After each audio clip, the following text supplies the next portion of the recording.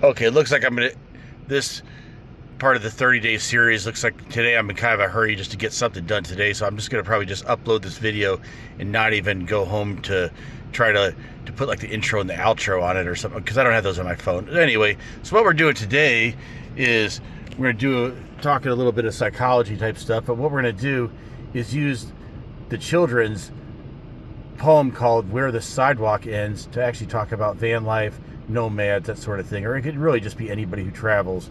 Because, I mean, the way I try to think is like the nomad. I was trying to think that even if you're not like a person who actually really is living on the road or anything like that, that is, if you at least do it some of the time and you kind of have that nomad mindset, that you're kind of like you have the spirit of a nomad. Maybe you're like a nomad knight. I'm kind of developing that later, that you can kind of consider yourself to be like that person, whether you're actually on the road or not. But part of that would be that you want to support people who are doing it full time, as long as they're not causing any trouble. So anyway, just reading this poem here, and like all poems, it could be interpreted a lot different. I'm interpreting this according to a certain lens I have, and it might be totally different from what the author originally meant. But anyway, all right, here goes.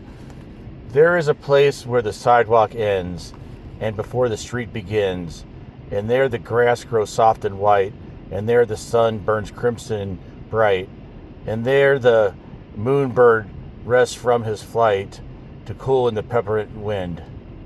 Let us leave this place where the smoke blows black, and the dark street winds and bends, past the bits where the asphalt flowers grow. We shall walk with a walk that is measured and slow, and watch where the chalk white arrows go. Yes, we will walk with a walk that is measured and slow, and we will go where the chalk white arrows go.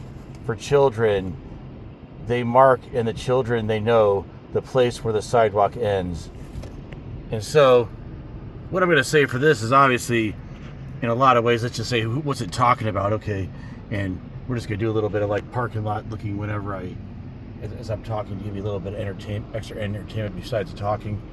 So it kind of seems like it represents kind of like the child in all of us. This could kind of represent ourselves, like what we do, that part of us that wants to be wild, free, have that sense of wonder about the earth, that's kind of like that child in us, that tries to find kind of like the beauty in things or whatever like that.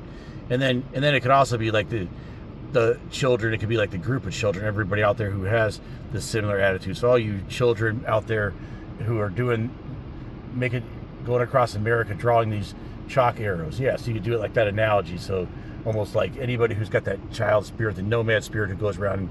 Anyway, so yeah, so what's the problem in it? So it talks about just like not liking where things were mechanical and black and stuff. So basically this is kind of like finding peace at the boundary. Kind of somehow, it seems like sometimes you can just find that little, sometimes it's only for a moment in time. You just happen to find someplace that's isolated or something, and maybe it's just some little corner, like maybe it's something like this that's right in between like all this traffic and stuff, but there's like some woods here. Maybe it's just like, oh, this little peaceful spot just in between, that you were able to hang out for a second. Or maybe it might be even like a certain mindset. You might be someplace isn't as peaceful as this, but there's still something there that's peaceful about it that you can find, so that's seems to be kind of what it's about. And it kind of fits into some of the stuff we were talking about before, like the idea of like in that Hibbing Quaternity, think about abstraction and empathy. So it's sort of like you think about it, okay, he keeps using this expression, the thing, you let us walk with a walk that is measured and slow. I mean, you can kind of say that during the day, okay guys, as we go down our trip, let's walk with a walk that is measured and slow. And the way I'm thinking is like measured, like, okay, so it's a deliberate walk. And then also maybe the idea of it being like smooth is sort of like, it might be like, I don't know, you're in a chaotic thing, like working at McDonald's or whatever, something like this, or whatever. And you have like a certain way you want to walk that kind of allows you to still feel like you have like this kind of freedom or something to yourself, that you don't like, you're not just being pushed along or something. I don't know. That's kind of like the idea I get. And then that it's kind of like maybe a deliberate thing, because part of this is just like, okay, there is this one song by Leonard Cohen called Bird on a Wire, and there's this one line he uses where it says, like a bird on a wire, I have tried in my way to be free.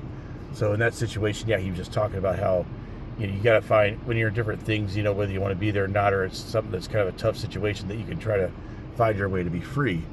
And now you can extend this thing then, not just at a, so you could use this poem and kind of apply this to the idea, and then of being in just in a single place like this, or like going out in the world in general, and just you think like, okay, that one of the things is when you go travel, and it's kind of an interesting thing, it's kind of enjoyable to get away from your home, but then it's fun to kind of, in a sense, turn those places into home after you have like some stories of those places, and you have some memories and that sort of thing, and then it's sort of like maybe you could be kind of almost like bouncing in between the homes, so you're always like going home or something like that. It's sort of a thing, you're at a certain equilibrium point where you're gone just the right amount to where, you know, it gets the maximum enjoyment. No, anyway, so yeah, but as you go around the world, what do?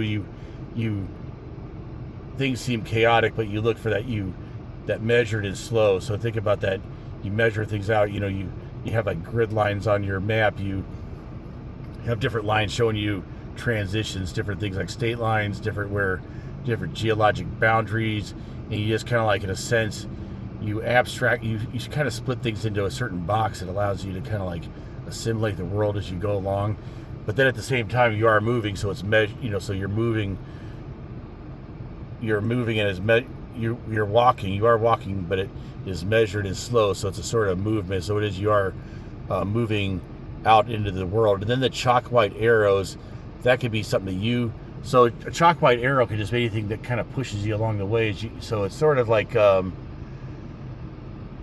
in the Jungian psychology, there's the idea that you kind of project things onto the world, and you make things kind of, you know, you have a certain good feeling about a highway or something like that, or a certain like place, and you feel kind of drawn to it because psychically you've projected something of yourself onto that place.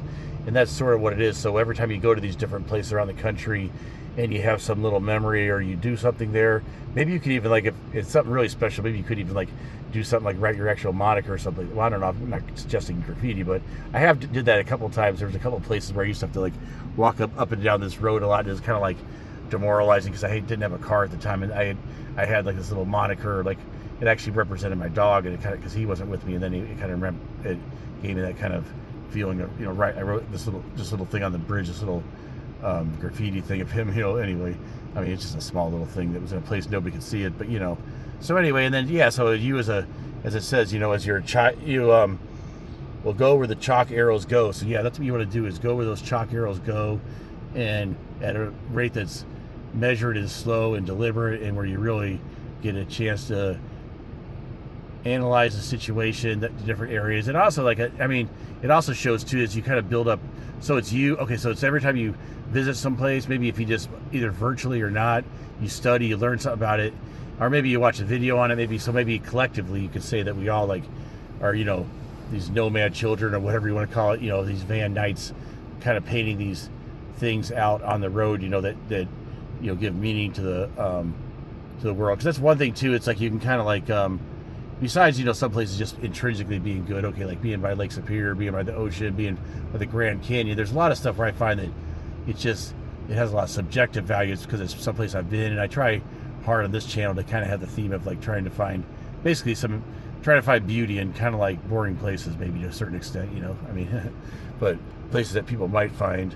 But yeah, it's finding that place, you know, just stuck in time, you know, because it's sort of like in that one video, if you look back, I did some video about like something about finding rest in the city or something, I don't know, anyway, it's some animation I did, but the idea was that by setting things to a beat, a person was able to divide things and then actually find just the moment when there was in between the beats, when things were moving kind of peacefully, you know, so you can kind of see like that piece and that pattern, you know, and whatever, you know. So anyway, so that's just something you can do, you know, when you go, yeah, the idea that, also the thing about the measured and beat, it's almost like, I think it sounds like walk with a walk that is measured and slow, almost sounds like it's kind of a chant, almost like designed to almost like bring you into kind of like a trance, like kind of like almost like you know, acting unconsciously, where you're being kind of drawn along. So that could have like the archetypal part too, that you kind of like, you learn to see like where these little like peaceful spots are, but then you also learn to like, you know, move at that pace, you know, like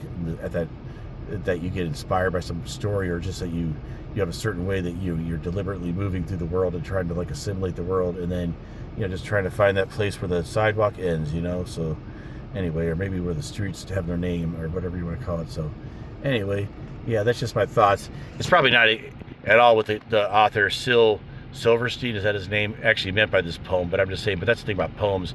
When a person writes a poem, they could be putting all unconsciously a lot of stuff on it, and stuff like that. And so that's why there's always could be lots of multiple ways of